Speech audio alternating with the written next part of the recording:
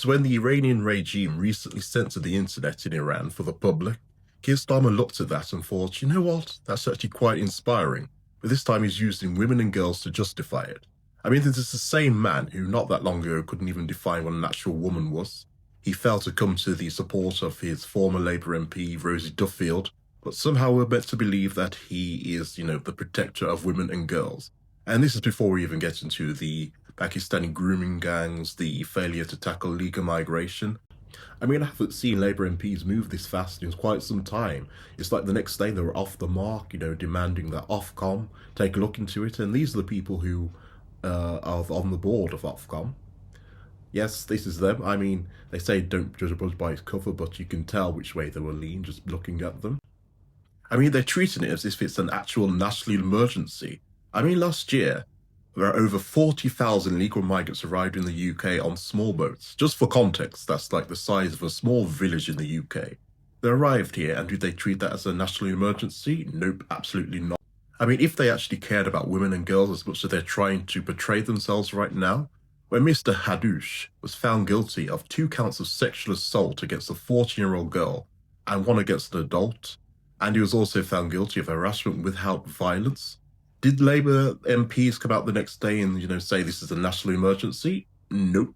When the asylum seeker, Mr. Quaz al-Aswad, was found guilty of sexually assaulting 3 women over the course of a 3-week period, did they come out and say, no, this is an actual national emergency within action now? Nope.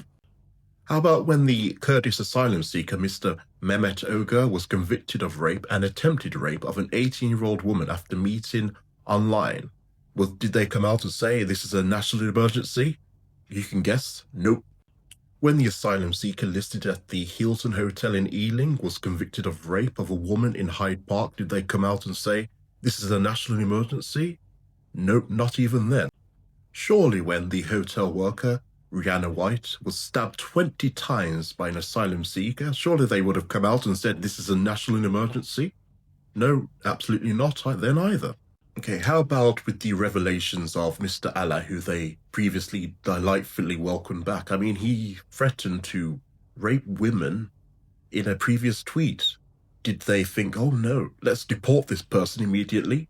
Nope. Right, okay, so how about we check in on the Pakistani grooming gang that they're meant to hold a national inquiry about?